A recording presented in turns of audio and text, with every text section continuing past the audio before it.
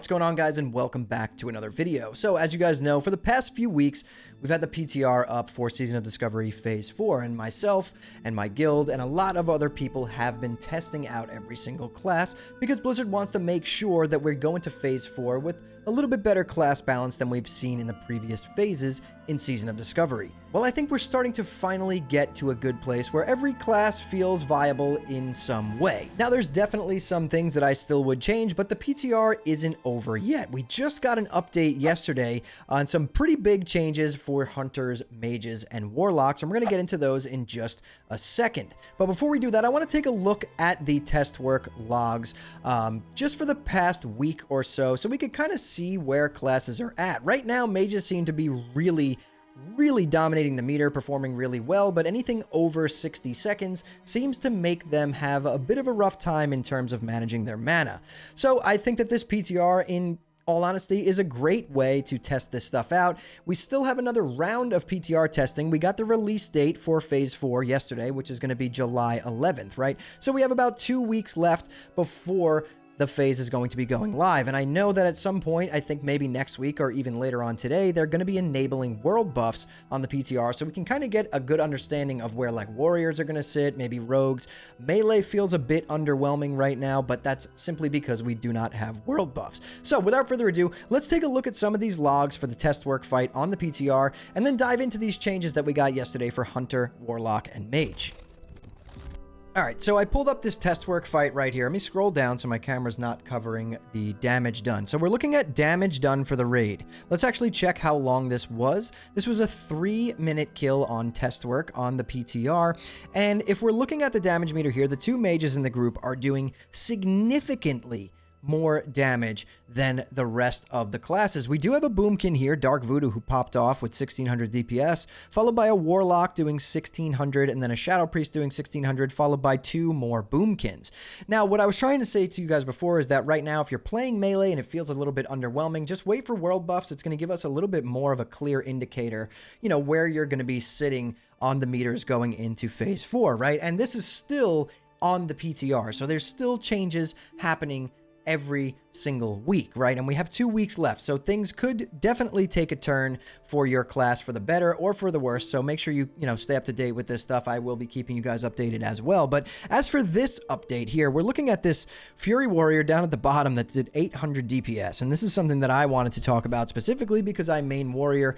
In my opinion, I know we have no world buffs. It feels absolutely horrible on the PTR right now, so I'm really hoping that with world buffs, it feels a little bit better.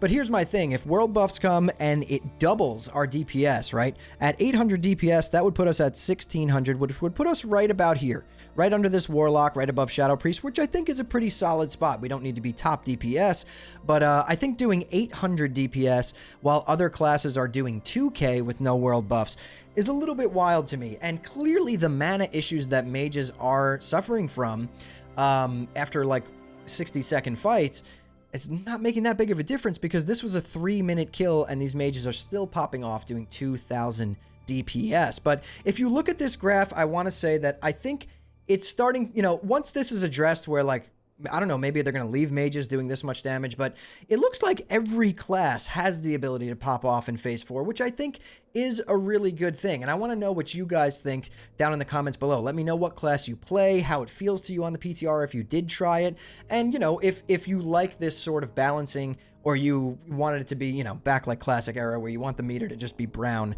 and, and yellow, like just rogues and warriors popping off like crazy. I don't think that that would fit in Season of Discovery. I kind of feel like it should be more of a bring the player, not the class type of situation. But again, as we know, it is classic and that is the classic feel. I just want to see what happens with mages. So let's dive into these changes that went live yesterday. What you're looking at right now, these logs are changes, right? So the changes we're about to go over for Hunter, Mage, Warlock were not active at the time of this log. So let's pull up those changes. Okay, so we have Season of Discovery Phase 4, PTR development notes, Mage, Warlock, and Hunter adjustments. So, scrolling down, the testing focus. We've made some adjustments to Mage, Hunter, and Warlock in this week's initial PTR release, but we intend to hotfix additional adjustments to other classes onto the PTR sometime before the weekend, which today is Friday, so that would be today.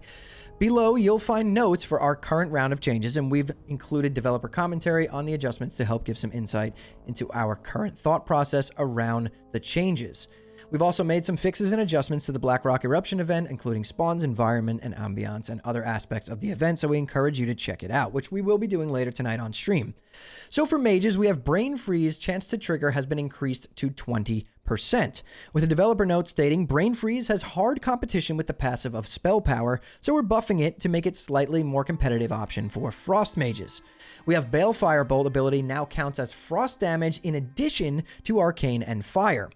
And the developer note states that Balefire Bolt hasn't seen too much usage so far, and with mages favoring the passive of Molten Armor, making Balefire Bolt now have synergies with Frost Talents opens it up to all specs as an interesting option. We're comfortable with increasing the power of Balefire Bolt as it's unlikely to act as a full replacement for the other abilities in your rotation, unless you want to cast it 10 times within 30 seconds, at which time your rotation would most certainly end. We don't recommend that, however. And then we have the cooldown of Fire Blast has been increased to 15 seconds with the Overheat ability. Developer notes stating moving Hot Streak to the helm alongside the new Overheat rune has helped improve Fire Mage gameplay, but they are getting Hot Streak slightly more frequently than we intended. So that, is something to address what we were just looking at with those logs where Fire Mages are just doing an insane amount of DPS, like literally more than 2 times what Warriors are doing without world buffs. So we're pulling back a little bit of Overheat's power via the frequency, but keeping the 100% crit chance. We'll continue to evaluate mages after this change. So a little bit of a nerf there to Fire Mages, so we'll kind of see how that plays out. I still think that, that is going to be the spec for mages going into this phase, but we'll have to wait and see if there's more changes down the road.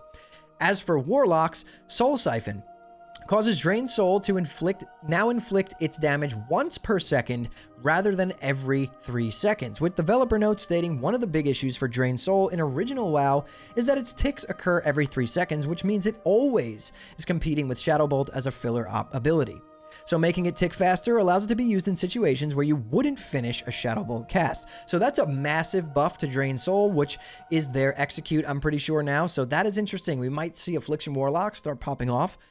Soul Siphon causes Drain Soul to now have a chance to trigger Nightfall if the Warlock has that talent learned.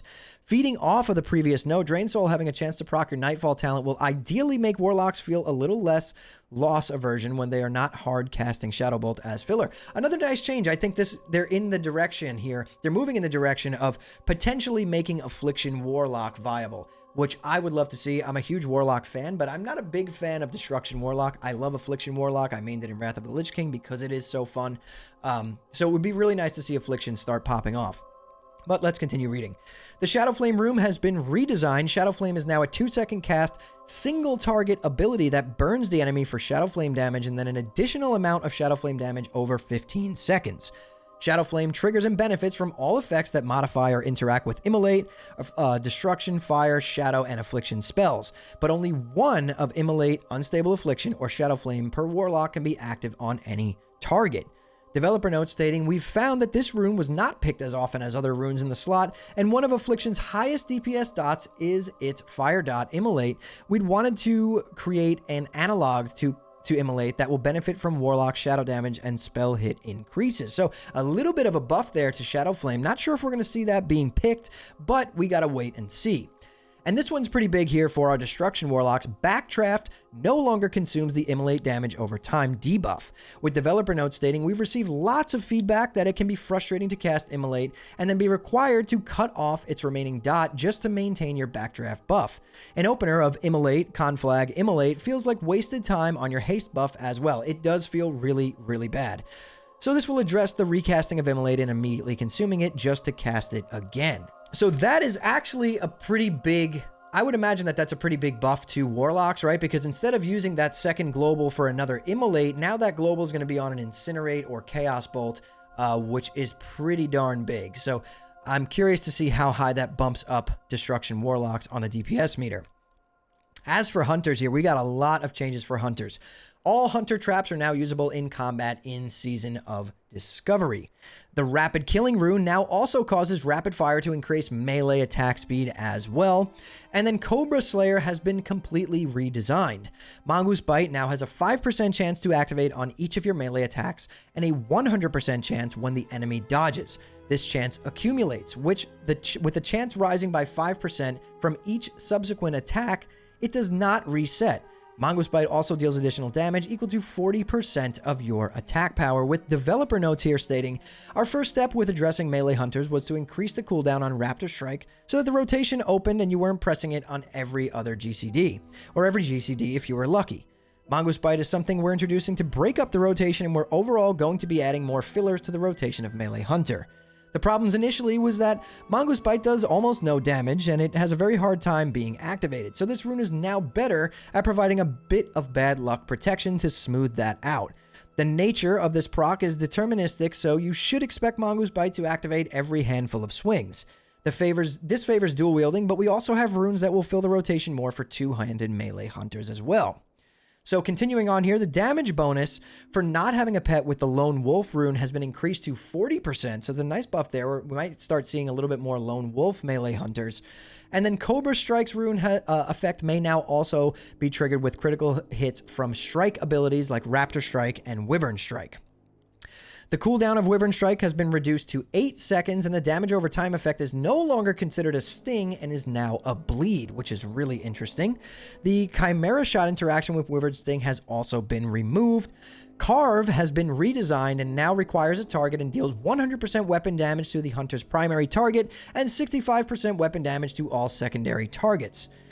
The developer note there stating that it is our hope that Carve will now be a better filler on single target. Flanking Strike now increases all damage done by 5% per stack.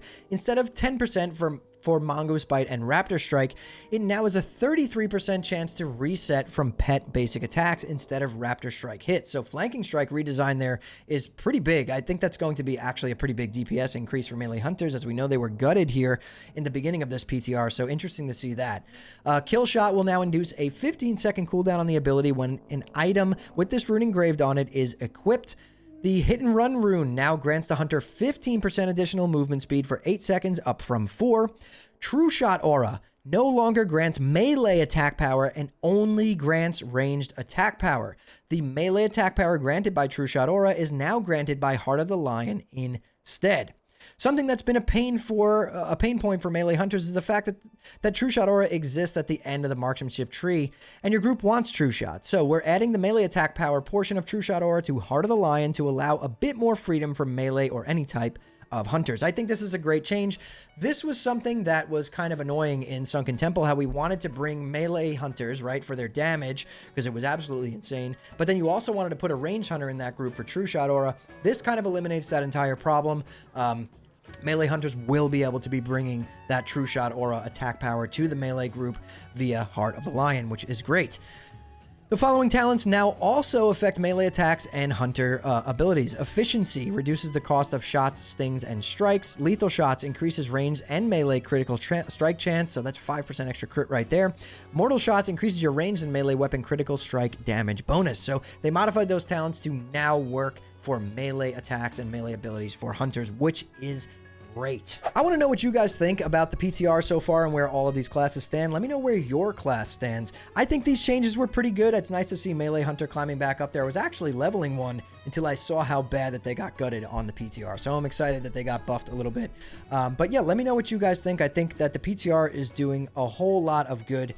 These classes seem to be kind of falling into place now. We're a couple of weeks out from release, and I think, you know, we're heading towards a really good spot. But I'm really curious to see where everything's going to be sitting on these meters in terms of with full world buffs, right? We know that the Alliance now has received their version of War Chief's Blessing, which is going to be really, really nice to have on our side without having to get mind controlled and that, you know, the whole the whole 9 yards. So let me know what you guys think. If you guys enjoyed this video, hit that like button, subscribe to the channel, turn on post notifications. We are covering Season of Discovery like it's going out of style. We have never stopped covering it, and we will continue to cover it, and then whatever is next in line for Classic. But if you guys want to hang out with me live, I do stream on Twitch, twitch.tv/hammerdance. Link in the description below. I stream Monday through Friday at 8 p.m. Eastern time. And here's the thing, if you guys are looking for an awesome Discord community full of like-minded people who all enjoy geeking out over Classic WoW and Season of Discovery in general, there's a Discord link in the description as well. Come join us. And if you feel like joining our guild, we're on Lone Wolf Alliance NA. We have a guild. We are the Tavern. We're a pretty big guild. We were actually the first guild created on the server, so definitely come hang out. There's been multiple phases here where we've had a ton of raid groups going at one time. We're very friendly. We got a lot of active members, and we are currently recruiting. So if that's something that interests you and you feel like re-rolling, or if you're on Lone Wolf, just join the Discord and send a message in general chat, and we'll get you into the guild. But anyways, guys, thank you all so much for watching and listening in. I'll see you all in the next one.